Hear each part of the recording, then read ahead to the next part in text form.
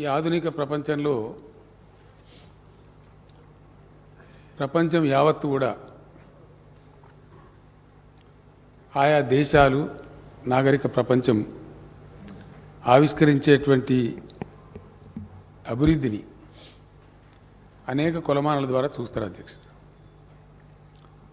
అందులో ప్రధానమైనటువంటి సూచిక పర్ క్యాపిటా పవర్ యూటిలైజేషన్ అధ్యక్ష. ఏ దేశంలో ఏ రాష్ట్రం ఎంత పవర్ యూజ్ చేస్తూ ఉన్నారు, అది చాలా ముఖ్యమైనటువంటి ప్రగతి సూచికలలో భాగంగా ఆధునిక ప్రపంచం పరిగణిస్తుంది అధ్యక్ష. ఇక్కడ ఇష్యూ ఏంటంటే తెలంగాణ రాష్ట్రం ఉమ్మడి ఆంధ్రప్రదేశ్లో భాగంగా ఉన్నప్పుడు కరెంటు, దాని సరఫరా, దాని గురించి ప్రజలు పడ్డ బాధలు, దాన్ని వినియోగం చేసే సందర్భంలో జరిగినటువంటి మరణాలు మనమందరం కూడా ప్రత్యక్ష సాక్షులం అధ్యక్ష. బాన్సువాడ నియోజకవర్గంలో తమరు ఒక బై ఎలక్షన్ పోటీ చేసే సందర్భంలో నేను హెలికాప్టర్లో రావడం కుదరక రోడ్డు మార్గాన్ని వస్తూ ఉంటే ఓ 10 కిలోమీటర్లు కంటిన్యూగా మొక్కజొన్న చేను ఉంది అధ్యక్ష. కొంత మేర కొంత పాడైతే ఉండే, కొంత బాగుండే. ఒక దగ్గర ఏదో పశువులు అడ్డం వస్తే అక్కడ నేను కారు దిగితే ఆ ఎస్టీ జాతికి చెందినటువంటి లంబాడ పిల్లలంతా వచ్చినారు అధ్యక్ష. ఇంత బాగుంది మక్క చేను, ఎట్లా పండిస్తున్నారు మీరు అంటే వాళ్ళు ఆ వెరైటీ అంతా చెప్పి తమరి పేరు చెప్పిన అధ్యక్ష. పోచారం గారు గతంలో మంత్రి ఉన్నప్పుడు కానీ ఎమ్మెల్యే ఉన్నప్పుడు కానీ ప్రతి 2 ఊర్లకు, ఒక్క ఊరికి 3 ఊర్లకు లోడ్ను బట్టి అవసరాన్ని బట్టి మాకు శ్రీనివాసరెడ్డి గారే సబ్స్టేషన్లు పెట్టించారు సార్. దానివల్ల మాకు ఎకరా 2 ఎకరాలు అర్ధ ఎకరా ఇంతున్న బ్రహ్మాండంగా పండిస్తాం మేము పంటలు అని చాలా గర్వంగా తమ పేరు తీసుకుని కూడా చెప్పినారు అధ్యక్ష. మరి ఏమైంది, కొంత భాగం ఏదో కొద్దిగా వాడిపోయి కనబడుతుందంటే సబ్స్టేషన్ల వరకు ఆ సార్ పెట్టించింది కానీ సప్లై ఆ సార్ చేతిలో లేదు కదా సార్, పైకి వెళ్ళి వస్తలేదు. ఆయన చేయగలిగింది ఆయన చేసి ఉండు స్థానిక శాసనసభ్యునిగా. ఇక్కడ పైకి వెళ్ళి వస్తలేదు కాబట్టి ఆ సార్ కూడా కొట్లాడుతున్నారు, ధర్నా కూడా చేసి కలెక్టరేట్ కాడ ఇట్లా అని చెప్పారు అధ్యక్ష. ఆనాడు అనేక ప్రాంతాలలో కరెంటు షాకులు కొట్టి చచ్చిపోవడం, బిల్లులు కట్టలేదని చెప్పి ఎలక్ట్రిసిటీ విజిలెన్స్ అధికారులు వచ్చి దాడులు చేయబోతే నా మీద ఎక్కడ దాడి చేస్తున్నారని కొంతమంది విషం దాగి చచ్చిపోవడం, భిక్షపతిన వ్యక్తి జమ్మికుంటలో చచ్చిపోవడం, అక్కడ మేమందరం పోయినాం అధ్యక్ష. ఆ రోజు ఉద్యమ సందర్భంలో వెరసి సరే కష్టాలన్నీ జరిగి చివరికి యాద్ చేసుకుంటున్నప్పుడు భయం అవుతుంది అధ్యక్ష. కష్టపడి అందరం కలిసి పోరాటం చేసినాం, కిందకో మీదకో తెలంగాణ రాష్ట్రం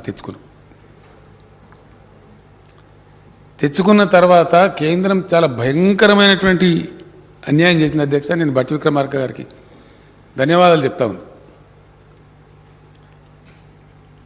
ఆ రీఆర్గనైజేషన్ యాక్ట్లో ఉన్నటువంటి అనేక అంశాల ఎడల మనకు అన్యాయం చేయడంలో భాగంగా ఘోరాతి ఘోరంగా ఈ నరేంద్ర మోడీ గారి ప్రభుత్వం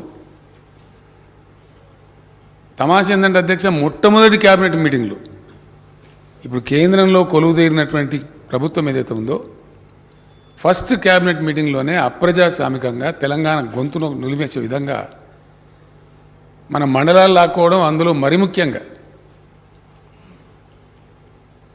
సీలేరు పవర్ ప్రాజెక్ట్ అధ్యక్ష 460 మెగావాట్ల power project, hydro electrical project. ఆ రోజు సోనియా గాంధీ గారు రాష్ట్ర విభజన సందర్భంలో తెలంగాణ కాంగ్రెస్ పార్టీ నాయకులు ఉన్నారు అక్కడ, మేమందరం ఉన్నాం. బిల్లు ఫైనాలిటీకి వచ్చేటప్పుడు జరిగిన ఒప్పందంలో అందరం ఫైట్ చేసాం అధ్యక్ష. మేము కొట్లాడినాం, వాళ్ళు కొట్లాడినాం కూడా చెప్పినాం. తెలంగాణకు పవర్ షార్టేజ్ ఉంటుంది, పవర్ యూటిలైజేషన్ ఎక్కువ. ఎందుకంటే అక్కడ తెలంగాణ గతి మొత్తం భూగర్భ జలాల మీద ఆధారపడే పరిస్థితి వచ్చింది. ఈ సమైక్య రాష్ట్రంలో మాకు వస్తాయన్న ప్రాజెక్టు రాలేదు కాబట్టి ప్రజలందరూ కూడా గతి లేక బోర్లు వేసుకునే పరిస్థితిలో ఉన్నారు. తెలంగాణలో ఉన్నటువంటి బోర్వెల్స్ ఎక్కడ కూడా ఈ దేశంలో ఏ రాష్ట్రంలో లేవు. కాబట్టి కరెంటు కేటాయింపులో మాకు అధికం కేటాయించాలంటే 53.8 తెలంగాణకు ఇవ్వాలని చెప్పి కేటాయించారు అధ్యక్ష. దాని దృష్ట్యానే లోయర్ సీలేరు పవర్ ప్రాజెక్ట్ను కూడా మనకు కేటాయించారు అధ్యక్ష. ఈ తెలంగాణకే పోవాలని చెప్పి భవిష్యత్తులో కూడా దీని పరిస్థితి ఇట్లాగే ఉంటుందని చెప్పి ఇతరులు కొంత పేచి పెట్టినప్పటికీ మన్మోహన్ సింగ్ గారి నాయకత్వంలో ఆ బిల్లులో సింగరేణి కాలరీస్ మొదటి నుంచి కూడా తెలంగాణదే, దాని మీద హక్కు వాళ్ళకే అని చెప్పి అది కూడా కేటాయించారు అధ్యక్ష. దురదృష్టం ఏంటంటే ఈ ప్రధానమంత్రి గారు, నేను అప్పుడు ఇంకా ముఖ్యమంత్రి కాలేదు అధ్యక్ష, I was chief minister designate. First మీటింగ్లోనే అక్కడ ఆంధ్ర ప్రాంత ముఖ్యమంత్రి చేతిలో కీలుబొమ్మగా మారిపోయి 7 మండలాలు అప్రజాస్వామికంగా ఒక ఆర్డినెన్స్ తెచ్చి, యాక్చువల్గా అది ఆర్డినెన్స్ ద్వారా తేవాల్సిన పరిస్థితి కాదు, శాసనసభలు ఒప్పుకున్నా ఒప్పుకోకపోయినా శాసనసభకు రిఫర్ చేయాలి. అట్లా రిఫర్ చేయకుండా చాలా కర్కశంగా క్రూయల్గా ఆ 7 మండలాలు ప్లస్ సీలేర్ పవర్ ప్లాంట్ మన నుంచి వేరు చేసినారు అధ్యక్ష. బహుశా నేను అనుకుంటే ఈ దేశంలో I was the first person to criticise mister Narendra Modi. Is the most fascist prime minister of this country అని చెప్పి ఆ రోజు చెప్పిన అధ్యక్ష. ఓపెన్గా ప్రెస్లో వచ్చింది. అది కాకుండా తెలంగాణ రాష్ట్ర బంధు కూడా నేనే పిలిపించిన అధ్యక్ష. నా మీద విమర్శ కూడా చేసినారు. మీరు ముఖ్యమంత్రిగా ఎన్నుకోబడ్డరు, ప్రమాణ స్వీకారం మాత్రమే చేయాలి, ఈ దశలో మీరు అధికారికంగా ఉండి రాష్ట్ర బంధు పిలిపిస్తారంటే ఇష్టం తప్పదు, డెమోక్రసీలో నిరసన వ్యక్తం చేయాలని చెప్పి బంధు పాటించింది అధ్యక్ష. తెలంగాణ రోజు నిరసన చేసినాం. ఆ తర్వాత అనేక పర్యాయాలు చెప్పినాం, మండలాల సంగతి అట్లా తెచ్చినా, జాగ సంగతి అట్లా తెచ్చినా కనీసం మా పవర్ ప్లాంట్ అన్న మాకు ఇవ్వమని నేను ప్రత్యక్షంగా ఉత్తరాలు రాసిన అధ్యక్ష. ప్రధానమంత్రి గారికి చెప్పిన తెలంగాణలో ఉన్న బాధలు, కానీ ఆయన దాన్ని కన్సిడర్ చేయలే, చాలా కర్కశంగా అదేవిధంగా పోయినారు అధ్యక్ష. పోని మంచి చేసినారు. ఇప్పుడు మిత్రుడు రఘునందన్ రావు గారు సత్యదూరమైన విషయాలు చెప్తా ఉన్నారు, పూర్తి స్థాయి అసత్యం అధ్యక్ష. ఇప్పుడే కొత్త మేము 2 సార్లు చేసాం కానీ దేర్ ఇస్ నో వర్డ్ అని ఆయన చెప్తా ఉన్నారు. సభను మిస్లీడ్ చేస్తూ ఉన్నారు, చాలా తప్పది, 100% రాంగ్. చాలా క్లియర్గా అధ్యక్ష, మొన్న కొత్తగా పెట్టినటువంటి చట్టం బట్టి గారు చెప్పినట్టు ఈ దేశంలో సాంప్రదాయం ఉంటుంది అధ్యక్ష. అంబేద్కర్ గారు ఉంటే ఇప్పుడు ఆయన ఎంత కొట్లాడనో ఏం సంగతో కానీ వారు లేరు, మన దురదృష్టం. ఆయన రాజ్యాంగం పెట్టినాడు పెట్టిన స్ఫూర్తి అది రోజుకింత కాల రాస్తూ ఉన్నారు అధ్యక్ష. ఈ ప్రభుత్వ హయాంలో, ఈ కేంద్ర ప్రభుత్వ హయాంలో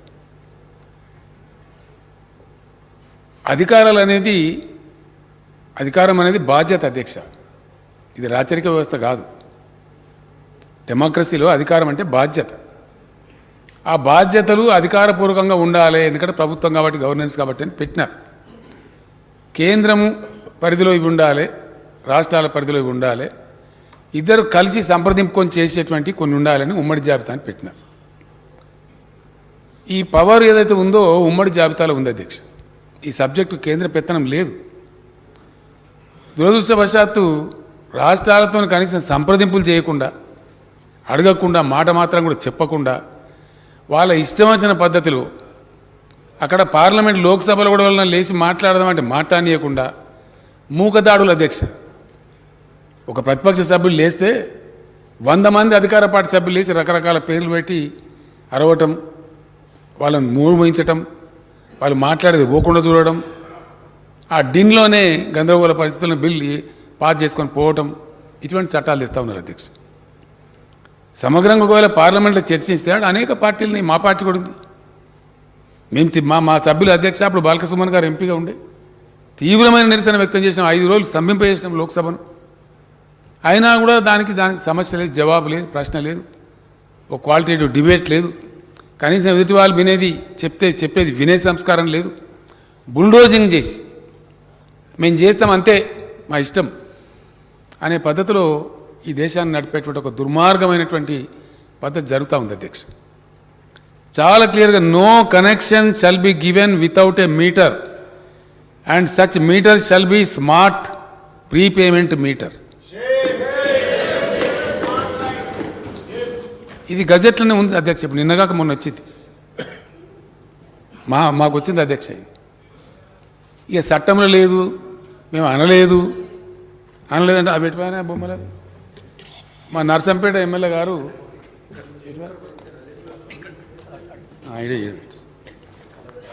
ఇవి ఆడబెట్టింది అధ్యక్ష. ఇవి కలర్ ఫోటోలు తమకు పంపిస్తాను. ఆంధ్రప్రదేశ్లో శ్రీకాకుళం జిల్లాలో పెడితే అక్కడ రైతులంతా తీసుకొచ్చి కుప్పపోసి ధర్నాలు చేశారు. ఇది నిజమా అబద్ధమా అని చెప్పి నర్సంపేట ఎమ్మెల్యే గారు ఇంకా చాలామంది వరంగల్ నుంచి మిత్రులు పోయి ఇక్కడ ఈ ప్రమాదం తెలంగాణకు వస్తే మొత్తం సర్వనాశనం అవుతుందని, ప్రాణం పోయినా సరే దీన్ని ఎదుర్కోవాలని చెప్పి పోయి అక్కడ తెలుసుకుంటే వాస్తవాలు ఈ విధంగా ఉన్నాయి అధ్యక్ష. పేపర్లు తమకు పంపిస్తా ఉన్నా అధ్యక్ష. ఉత్తరప్రదేశ్ ఎన్నికలలోనేమో చాలా తీయటి మాటలు చెప్పి ఫ్రీ కరెంట్ ఇస్తామని పోయి అక్కడ పెడితే ఆడ 3-4 జిల్లాలలో చాలా పెద్ద ఎత్తున మీటర్లు పెడితే రైతులందరూ తీసుకొచ్చి దాని కరెంట్ ఆఫీస్ కాడ పోసి ఆ రైతు ఉద్యమ నాయకుల ఆధ్వర్యంలో చాలా పెద్ద ధర్నాలు జరిగినాయి అధ్యక్ష. ఇప్పుడు జరుగుతా ఉన్నాయి, ఇంకా గొడవలు జరుగుతావు. పైకి చెప్పేది ఒకటి చెప్తూ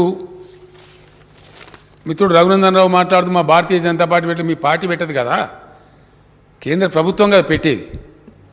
మరి మీ పార్టీకి ఉన్న మీ ప్రభుత్వానికైనా మధ్య గ్యాప్ ఉందా? మీదో మీరే అపనమ్మకం ఉందా? మీరు చెప్పేది తప్ప మరి వాళ్ళు చెప్పేది తప్ప? వాస్తవం అయితే ఇది వచ్చిన గజెట్ ఇది. అంటే ఒక అగ్రికల్చర్ కనెక్షనే కాదు, ఏ రకమైన కనెక్షన్ అయినా సరే భారతదేశంలో వితౌట్ ఫిక్సింగ్ ఏ ప్రీపెయిడ్ స్మార్ట్ మీటర్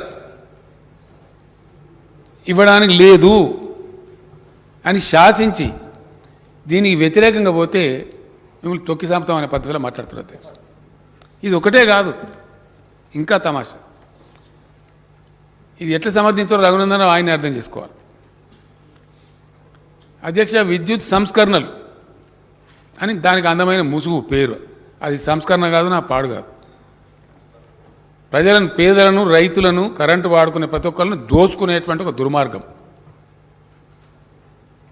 సంస్కరణ అనే ఒక అందమైన ముసుగు తొడిగి ఇదే శాసనసభలో తమరు అనుమతిస్తే చర్చ చేసినాం అధ్యక్ష.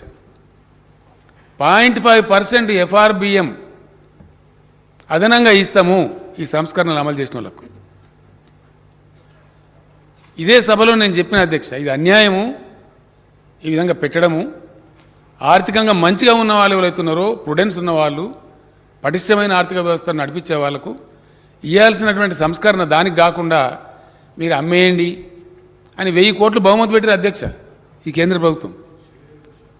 ఆర్టీసీ అమ్మేయండి, లెటర్ల మీద లెటర్లు వస్తున్నాయి. ఎవరు ముందుగా అమ్మితే వాళ్ళకి 1000 కోట్ల బహుమానం. ఇప్పుడు అమ్మన్నట్టు ఆర్టీసీ కేంద్రంలో ఉన్న ఎన్డీఏ ప్రభుత్వం పంపించింది అధ్యక్ష ఈ లెటర్లు, కేంద్ర ప్రభుత్వం రాసిన లెటర్లు, ఆర్థిక మంత్రి పంపించిన ఉత్తరాలు. ఆయన ఎవరో చిన్న కాదు. మొత్తం మీద సబ్జెక్ట్ ఏంటంటే మొత్తం అమ్మేయండి, మేము అన్నీ అమ్ముతున్నాం వరుసవాడు, మీరు కూడా అమ్మేయండి అనే పద్ధతిలో వ్యవహారం చేస్తూ ఉన్నారు. లేదు బిల్లులా అంటే బిల్లులో ఉన్నదని చెప్పడానికి ఇదంతా చెప్పిన అధ్యక్ష. ఈ విషయం చాలా అతి ముఖ్యమైన విషయం అధ్యక్ష. దయచేసి ఇది గౌరవ సభ్యులకు తమ ద్వారా ప్రజలకు కూడా తెలియాల్సిన అవసరం ఉంది. దీని అనుకున్న మాయా మచ్చింద్ర ఏంది, అసలు ఇది ఏంది, ఏం జరుగుతాం, ఈ కరెంటు బిల్లు ఏంది, కేంద్రం పెట్టుడేంది, దీని మీద ఘర్షణ ఏంది, రైతులు రోడ్ల మీద పంచాయతీలు ఏంది, దాంతో ఒకసారి ప్రజలకు తెలియాలి, 100% తెలియాలి ఎవరు మోసం చేస్తున్నారు. ఇప్పుడు ఒక మాట ఫ్యాక్ట్ కదా అధ్యక్ష, 24 గంటలు రైతు దగ్గరకు ఎవడు పలకరించే పని లేకుండా, నువ్వు ఎన్ని అవర్స్ పవర్ పెట్టుకున్నావు అని అడిగే పని లేకుండా ఈ తెలంగాణ రైతులకు మనం పవర్ ఇచ్చే మాట నిజం కాదా? ఎన్ని రోజులు అధ్యక్ష? టీఆర్ఎస్ గవర్నమెంట్ వచ్చినాక 5 నెలల లోపే, 5.5 నెలలకే, 5.5 monthsలోనే దాని ఎంబడ అహోరాత్రాలు పనిచేసి వారు నేను ఉండన్నారు అధ్యక్ష. ప్రభాకర్ రావు గారు జెన్కో ట్రాన్స్కో చైర్మన్గా 2వసారి వాళ్ళని పెట్టండి, నాకు కొంచెం వృద్ధాప్యం వచ్చిందంటే కూడా లేదు ప్రభాకర్ రావు గారు మీరు పనిచేశారు, మీ అనుభవం అవసరం అని ఎక్కడెక్కడో ఉండే వాళ్ళని తీసుకొచ్చి వాళ్ళని వెతికి వాళ్ళు రిటైర్మెంట్ అయితే కూడా కాదు మీరు ఉండాలి, మీరు దయచేసి మీరు ఇట్లా కాదు ఈ టైంలో వదిలిపెట్టి పోవద్దని నేను పర్సనల్గా రిక్వెస్ట్ చేసి మాట్లాడి వాళ్ళని సర్వీసులో పెట్టి ఏడాది దాకా విజయవంతంగా నడుపుతూనే ఉన్నాం కదా. ఎన్ని బాధలు వచ్చినా, ఎన్ని కష్టాలు వచ్చినా అవసరమైతే కొన్ని సబ్సిడీలు తగ్గించుకొని, ఇతర ఖర్చులు తగ్గించుకొని అయినా అతి ముఖ్యమైనది కాబట్టి పరిశ్రమలు రావాలన్నా, ఐటీ రావాలన్నా, వ్యవసాయం జరగాలన్నా, వ్యవసాయ ఉత్పత్తులు పెరగాలన్నా, రాష్ట్రం ప్రోగ్రెస్ కావాలన్నా, మనకు వచ్చే పన్నులు పెరగాలన్నా ఇది అతి ముఖ్యమైన రంగం. ఎట్టి పరిస్థితులలో నిర్లక్ష్యం చేయదగింది కాదు. కానీ దీని ఎంబడి ఒకటే రకంగా పడరు అధ్యక్ష కేంద్ర ప్రభుత్వం. మాకు చేత కాదు, మేము చెయ్యము, మాకు తెలియదు, మాకు దూరదృష్టి లేదు, మాకు చేత కాదు. ఒకటే ఒక ఉదాహరణ అండి అధ్యక్ష, ప్రపంచం ఈజీగా అర్థం చేసుకుంటుంది. తెలంగాణ రాష్ట్రం ఏర్పడి ఇక్కడ టీఆర్ఎస్ ప్రభుత్వం ఏర్పడ్డ సమయంలోనే అక్కడ మోడీ గారి నాయకత్వంలో బీజేపీ ప్రభుత్వం వచ్చింది. అధ్యక్ష, అప్పుడు తెలంగాణ తలసరి విద్యుత్ వినియోగం 970 యూనిట్లు అధ్యక్ష, 970 యూనిట్స్. అట్లనే జాతీయ తలసరి విద్యుత్ వినియోగం 957 యూనిట్లు, 957 యూనిట్స్. ఈరోజు అధ్యక్ష 8 ఏళ్ళు అక్కడ కేంద్రం పరిపాలించింది, ఇక్కడ టీఆర్ఎస్ పరిపాలించింది ఈ గడిచిన 8 ఏళ్ళు. ఇవాళ తెలంగాణ తలసరి విద్యుత్ వినియోగం 2126 యూనిట్లు అధ్యక్ష. తెలంగాణ వినియోగించే తలసరి విద్యుత్ వినియోగం 2126 యూనిట్లు అధ్యక్ష. 970 నుంచి పెరిగింది ఎంత అంటే 1100 చిల్లర యూనిట్లు పెరిగింది అధ్యక్ష. 1156 యూనిట్లు పెంచగలిగింది. ఘనత వహించినటువంటి మోడీ గారు ఇప్పుడు రఘునందన్ రావు గారు పొగిడినటువంటి మహత్తరమైన పేదల కోసం, ప్రజల కోసం, దేశ అభివృద్ధి కోసం పనిచేసేటువంటి కేంద్ర ప్రభుత్వం పెంచిన పెరుగుదల, ఇదేమో తిరుగుదల తెలంగాణది అధ్యక్ష. నేను చెప్పింది 970 నుంచి 2126 యూనిట్లకు మేము తీసుకొని పోయినాం. ఇది మేము చెప్పే లెక్క కాదు అధ్యక్ష, సెంట్రల్ ఎలక్ట్రిసిటీ అథారిటీ కేంద్ర ప్రభుత్వం ప్రచురించే లెక్కనే, ఇది మా లెక్క కాదు. ఎట్ ద సేమ్ టైం 957 యూనిట్ల నుంచి కేంద్రం తీసుకుపోయి పెంచింది ఇప్పుడు 1255 అధ్యక్ష జాతీయ సగటు. అలా మనది కలిపి అధ్యక్ష ఇది అంటే ఎంత? కేంద్రం పెంచింది 298 యూనిట్లు. తెలంగాణ ప్రభుత్వం తలసరి విద్యుత్ వినియోగాన్ని 1156 యూనిట్లు పెంచితే మహత్తరమైనటువంటి విశ్వగురు అని ప్రచారం చేసుకునేటువంటి ప్రధానమంత్రి గారి నాయకత్వంలో ఈ దేశం సాధించిన ఘనత, ఎన్డీఏ ప్రభుత్వం సాధించిన ఘనత కేవలం 298 యూనిట్లు మాత్రమే పెంచారు అధ్యక్ష. మాది కూడా కలిపి అధ్యక్ష, తెలంగాణ కూడా కలిపి, మనది కూడా కలిపి అధ్యక్ష. చాలా బాధాకరం, దుఃఖం. దీనికి బట్టి విక్రమార్క గారి కోపం వస్తుంది కావచ్చు, కానీ 75 సంవత్సరాల స్వతంత్ర భారతదేశంలో సిగ్గుపడాల్సి వస్తుంది అన్నమాట, బాధ కలుగుతుంది. మన తలసరి విద్యుత్ వినియోగం ఇవాళ 1200 చిల్లర ఉన్నదంటే ఎంతనండి? 1255 యూనిట్లు. ఒక చిన్న దేశం ఉంటుంది అధ్యక్ష, ఐస్లాండ్ అని, దాని తలసరి విద్యుత్ వినియోగం 51,696 యూనిట్లు అధ్యక్ష, 51,000. America per capita power utilisation వచ్చి 12,154, జపాన్ 7,150, చైనా 6,312. బాధ కలిగేది ఏంటంటే మన పక్కన భూటాన్ అధ్యక్ష ఇంతంత ఉంటుంది, మన నెత్తి మీదే ఉంటుంది హిమాలయ పర్వతాలు. వాళ్ళు కూడా 3,126 యూనిట్ల పర్ క్యాపిటా ఉన్నది పవర్ యూటిలైజేషన్. కానీ ఘనత వహించినటువంటి భారతదేశం 2 పార్టీల నాయకత్వంలో అధ్యక్ష. మన దగ్గర కూడా చాలామంది గురువులు ఉంటారు, మనకు ఇట్లా దింపేసినామని చెప్పిన వాళ్ళు కూడా ఉంటారు, రకరకాల ప్రచారాలు చేసుకున్న వాళ్ళు ఉంటారు తెలంగాణలో కూడా. కానీ వాళ్ళ ప్రచారం వీళ్ళ ప్రచారం మధ్యలో కూడా ఎన్డీఏ గవర్నమెంట్ ఉండే వాజ్పేయి గారి నాయకత్వంలో, అంతకుముందు కాంగ్రెస్ గవర్నమెంట్, ఇక్కడ ఘనత వహించిన తెలుగుదేశం గవర్నమెంట్, అందరు కలిపి జరిగింది ఏంటి అంటే ఇది కథ. 140 దేశాలను సర్వే చేస్తే ఇంటర్నేషనల్ ఎలక్ట్రిసిటీ అథారిటీ ఉంటుంది అధ్యక్ష, వాళ్ళు ప్రచురిస్తారు. సెంట్రల్ ఎలక్ట్రిసిటీ అథారిటీ దేశం జాతీయ స్థాయిలో ఎట్లుంటుందో సెంట్రల్ ఎలక్ట్రిసిటీ అథారిటీ ఉన్నట్టుగానే ఇంటర్నేషనల్ ఎలక్ట్రిసిటీ అథారిటీ ఉంటుంది, వాళ్ళు పబ్లిష్ చేస్తారు. 140 దేశాలు సర్వే చేసి వాళ్ళు ప్రచురిస్తే మన భారతదేశం యొక్క ర్యాంకు 104 అధ్యక్ష. ఇది విశ్వగురువు సాధించినటువంటి మహత్తరమైన ఫలితం. ఇక ఇదే విశ్వగురువు పోతే అది విషమవుతుందా ఏమవుతుందో దేశ ప్రజలు ఆలోచించుకోవాలి. అసలు ఏం జరుగుతూ ఉంది? మీటర్లు పెట్టే కథ ఏంది అసలు? మీటర్లు పెడితే అధ్యక్ష మన SPDCL chairman and managing director Raghuma Reddy గారు మనం కూర్చొని మాట్లాడుతాను బిల్లు వస్తాను కదా మరి దీని సంగతి ఏంటంటే మాట్లాడుతుంటే చెప్తున్నాం.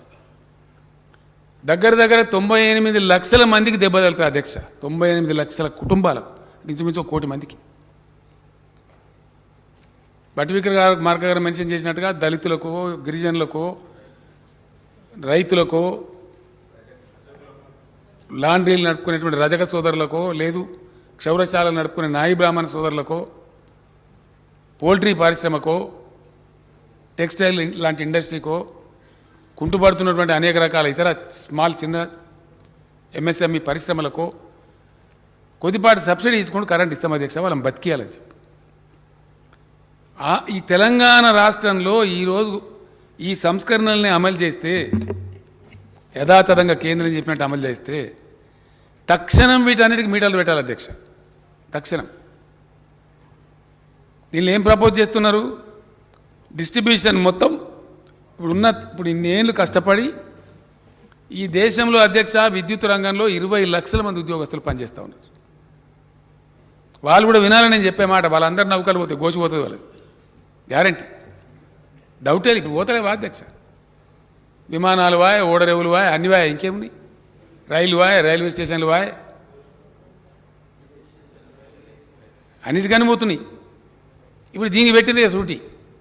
2 మిగిలిన అధ్యక్ష, ఒకటి వ్యవసాయ రంగం, రెండోది విద్యుత్ రంగం. ఈ 2 సావుకారులకు అప్పచెప్పేదాకా మేము నిద్రపోం. ఇది కేంద్ర ప్రభుత్వం యొక్క శపథం. దీన్ని తొడిగే అందమైన ముసుగు పేరు సంస్కరణ. చూస్తానికి మంచిగా అనిపిస్తుంది అధ్యక్ష. ఏం చెప్తారు? రైతులు ఏమన్నా అమ్ముకోవచ్చునండి, లాభం ఉన్న కాడ అమ్ముకోవచ్చు. మా వ్యవసాయ శాఖ మంత్రి గారిది వనపర్తి, తమరిదేమో బాన్స్వాడ. తమరి దగ్గర దండిగా ఉంటుంది వ్యవసాయం.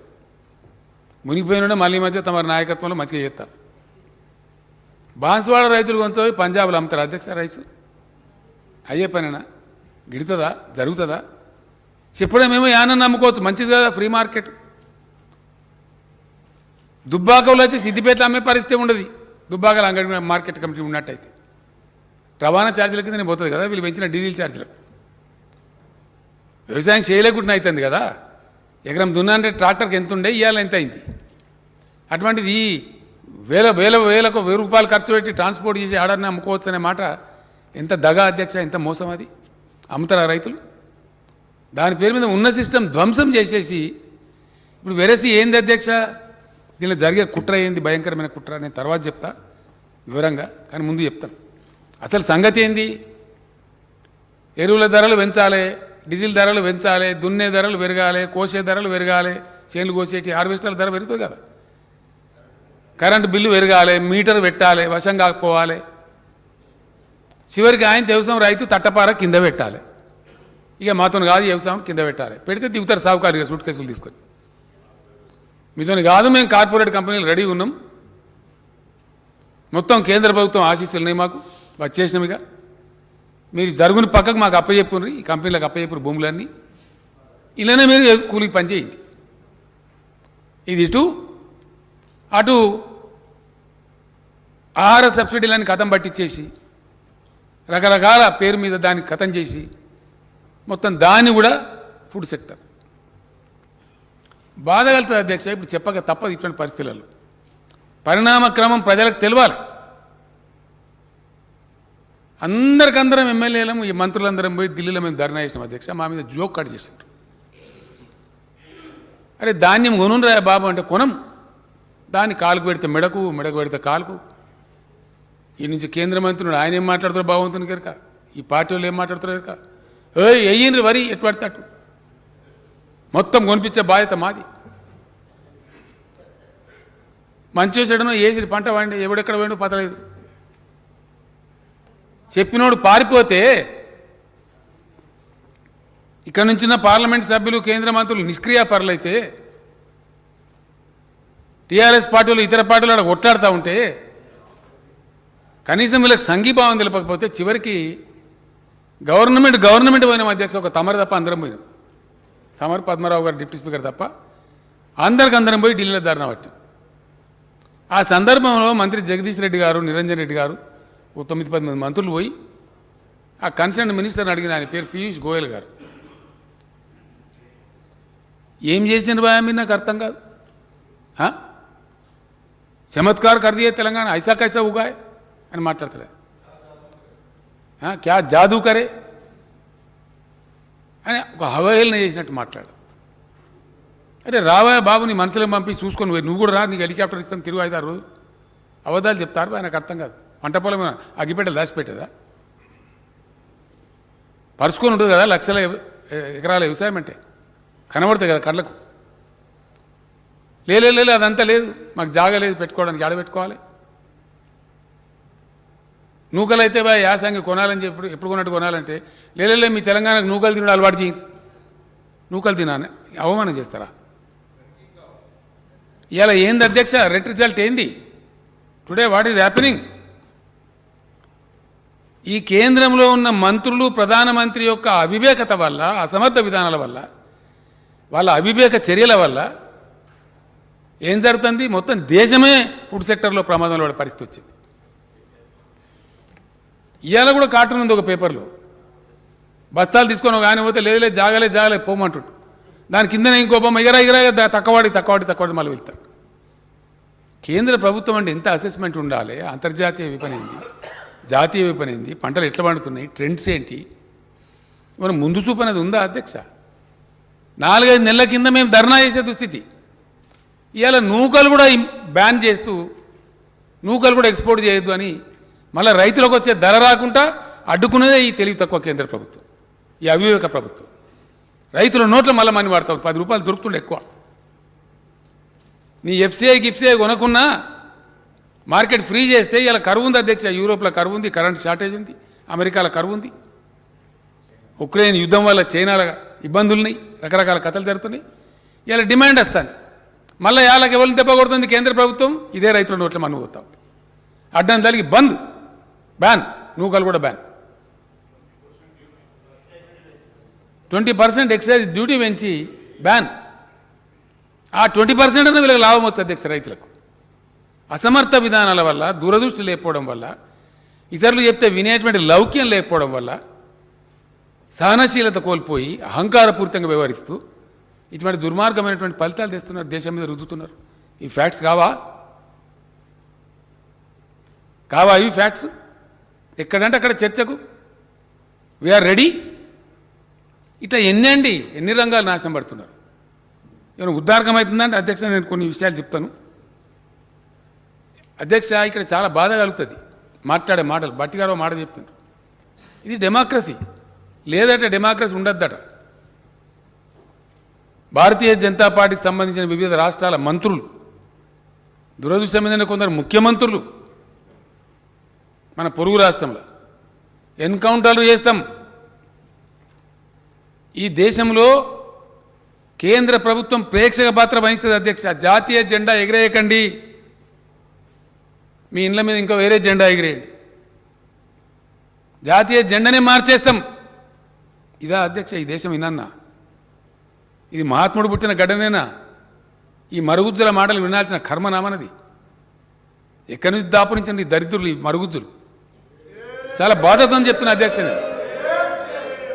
దీనికోసమైనా అంబేద్కర్ గారు రాజ్యాంగం రాసింది, ఇదే నా స్ఫూర్తి. Is it what is democracy today?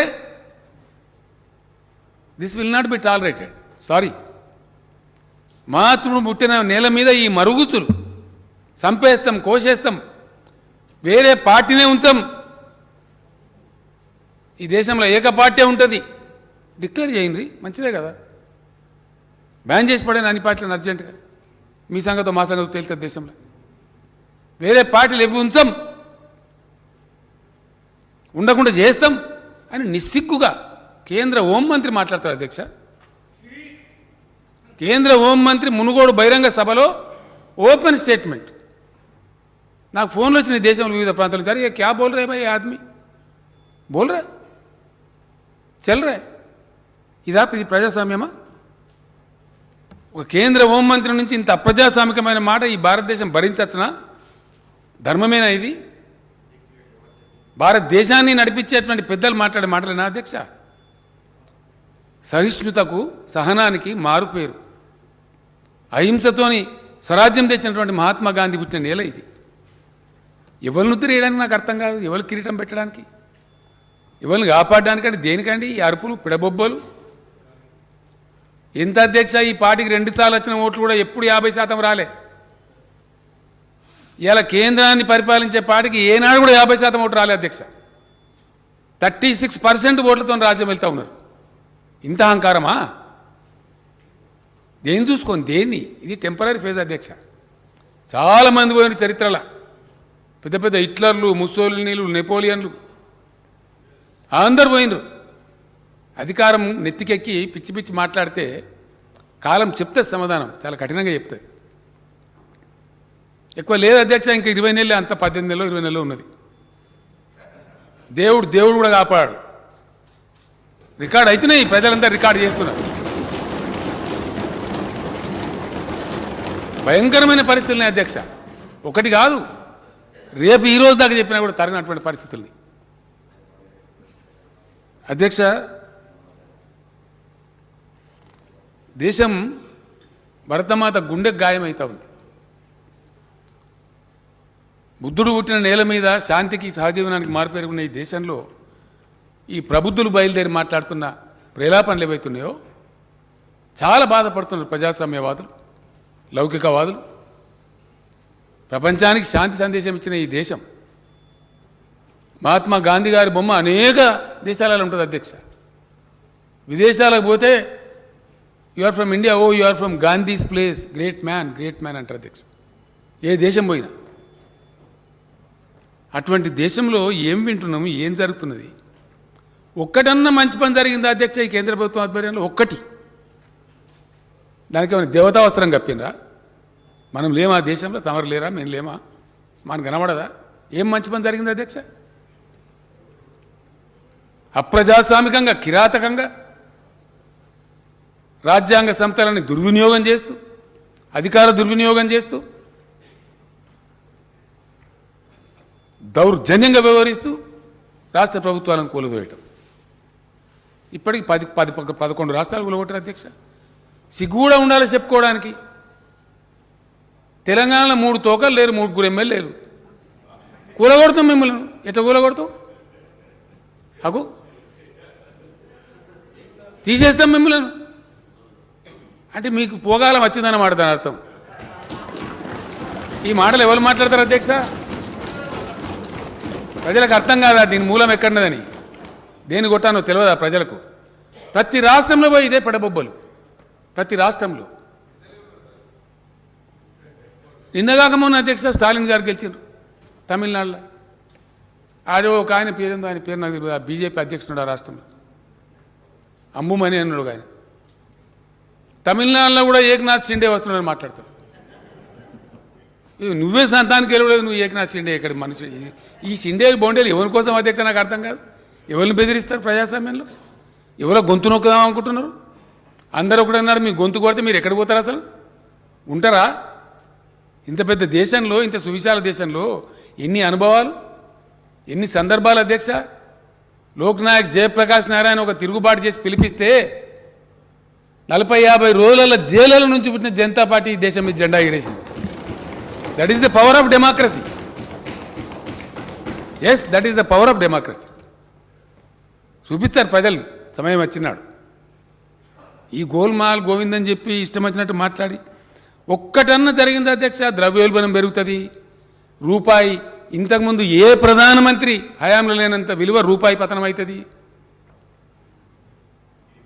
విపరీతంగా నిత్యావసరాల ధరలు పెరిగిపోతాయి, అంతర్జాతీయంగా దేశ ప్రతిష్ట దిగజారుతుంది. అంబాసిడర్లను పిలిచి బెదిరించి ఏం మీ పిచ్చిలేసిందా, ఏం మాట్లాడుతున్నారు, మీ దేశంలో మాట్లాడతారు. బ్లాక్ మనీ తీస్తామంటే ఒక రూపాయిదే లేదు, 15 లక్షలు ఇస్తామంటే పైసే లేదు, 17-20 లక్షల ఉద్యోగాలు ఖాళీ ఉంటాయి. ఏదొక్కడన్నా ఫలితం ఇచ్చిందా అధ్యక్ష? ఒక్క రంగం అన్నా, ఒక ఇరిగేషన్ ప్రాజెక్ట్ కట్టినరా? ఏదన్నా విషయంలో ఒక పేదలను ఆదుకున్నారా? అతి పెద్ద సమూలమైన మార్పు దేశ రక్షణకు సంబంధించిన అత్యవసర విధానం. సైన్యం యొక్క రిక్రూట్మెంట్లో ఇష్టం వచ్చిన రీతిలో మార్పు చేసి పెడితే ఏం అట్టుడికింది దేశం, ఏం చెలరేగింది?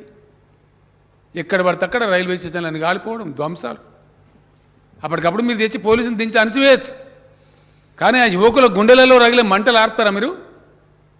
అవి మిమ్మల్ని దహించాయా? ఎందుకు ఈ అహంకారం? ఇవాళ కూడా ఈ అబద్ధంతో ఈ కరెంటు సంస్కరణల పేరు మీద ఎందుకండి నాకు అర్థం కాదు. అధ్యక్ష, చాలా బాధ కలుగుతుంది. ఈ కరెంటు కథ కూడా అందరికి తెలియదు చాలామందికి. దీన్ని గోల్మాల్ దింపి చెప్తా ఉన్నారు. ఇది ఏంది అధ్యక్ష, అసలు సంగతి ఏంది ఇది? అధ్యక్ష, దేశంలో స్థాపిత విద్యుత్ శక్తి, ఇన్స్టాల్డ్ పవర్ అని అంటారు అధ్యక్ష. అసలు దేశంలో ఎంత ఉంది పవరు అనేది ఒకసారి ప్రజలకు తెలియాలి. ఈ విషయం బట్టి విక్రమార్క గారు చెప్పినట్టు నేను దాని కొద్దిగా పొడిగిస్తా ఉన్నా. ఇది ప్రజలకు తెలిసే అవసరం ఉంది అధ్యక్ష. దేశంలో విద్యుత్ శక్తి లేదా? కర్మ ఏంటంటే బాధ కలిగేది ఎక్కడ అంటే ఉన్నది అధ్యక్ష. ఉన్నది ఇచ్చే తెలివి లేదు ఈ కేంద్ర ప్రభుత్వానికి. ఉన్న పవర్ను కూడా ఉపయోగించే తెలివి లేని అసమర్థ ప్రభుత్వం ఉంది కేంద్రంలో. మన కర్మ. The countries bad luck. I'm ashamed to say this. Just because of the bad power policy of the country.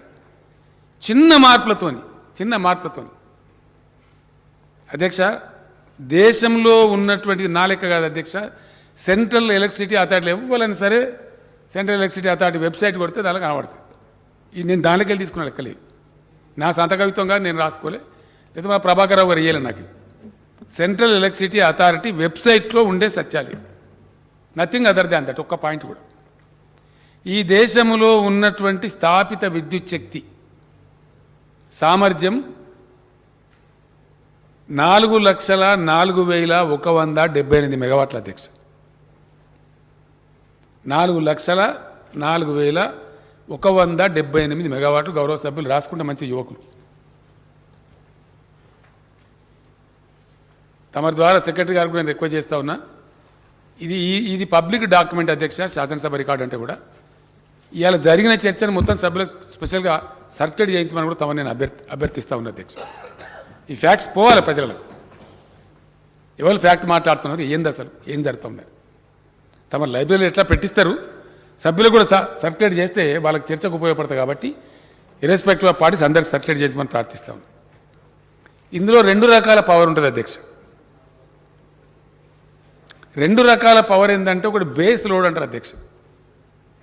అంటే 24 గంటలు సప్లై చేయగలిగేటువంటి ఫర్మ్ పవర్, ఎటువంటి ఆటంకం లేకుండా నిరంతరాయంగా సప్లై చేయగలిగేటువంటి కరెంటు పేరు బేస్ లోడ్ అని వ్యవహరిస్తారు టెక్నికల్ భాషలో. దాన్ని ఫర్మ్ పవర్ అని కూడా అంటారు అధ్యక్ష. ఈ బేస్ లోడ్ ఎంత ఉంది దేశంలో అంటే 2,42,890 మెగావాట్లు ఉంది అధ్యక్ష. అవుట్ ఆఫ్ 4,04,000 2,42,890 మెగావాట్ల బేస్ లోడ్ ఉంది. అంటే ఇంకొక మాట చెప్తే మీరు కూడా నమ్మరు అధ్యక్ష. అరే గట్ట ఎట్లుంటుందా అని మీరు అంటారు. ఎవరికి నమ్మకం కలగదు, సత్యం అది. పీక్ లోడ్ అంటే ఈ దేశం అత్యధికంగా విద్యుత్ వినియోగించింది. మొన్ననే లేటెస్ట్ ఈ సంవత్సరమే, బహుశా జూన్లో అనుకుంటా, జూన్ 22, 2,10,700 మెగావాట్లన్న అధ్యక్ష.